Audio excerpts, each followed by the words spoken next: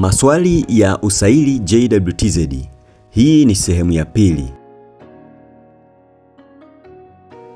Wengi huingia kwenye usaili wakiwa na confidence kubwa, lakini wakikutana na baadhi ya maswali, akili inasimama ghafla.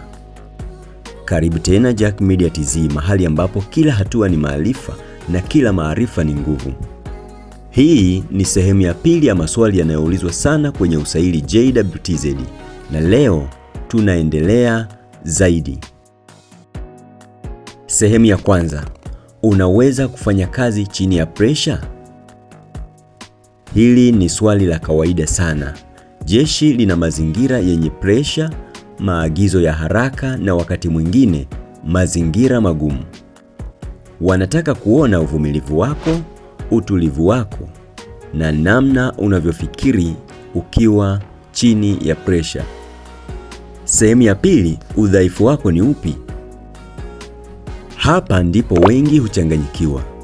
Wengi hujaribu kuona ukamilifu, lakini ukweli ni kwamba hakuna binadamu mkamilifu. Wanachotaka kuona ni, je, unajitambua? Au je, unaweza kujirekebisha? Sehemu ya tatu, ukikosa kuchaguliwa utafanya nini? Hili ni swali la kupima akili yako.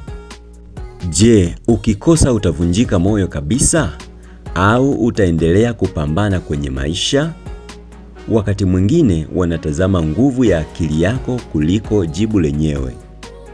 Sehemu ya nne, unaweza kufuata sheria na maagizo? Kwenye jeshi, nidhamu ni kila kitu.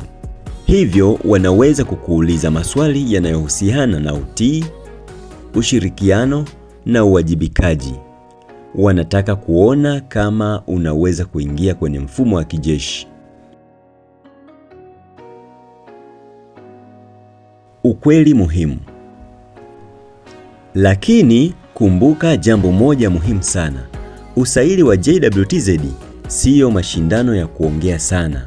Wakati mwingine utulivu, heshima na kujiamini vina nguvu kuliko majibu marefu. Kwa hiyo, kama unasubiri usaili, anza kujiandaa kiakili kuanzia sasa, kwa sababu wakati mwingine swali moja linaweza kubadilisha kila kitu. Komenti hapa chini, ni swali gani limekupa mawazo zaidi? Na kama unataka sehemu ya tatu ya maswali mengine ya usaili wa JWTZ, andika. Usisahau kulike, kusubscribe, kwa sababu kila hatua ni maarifa na kila maarifa ni nguvu.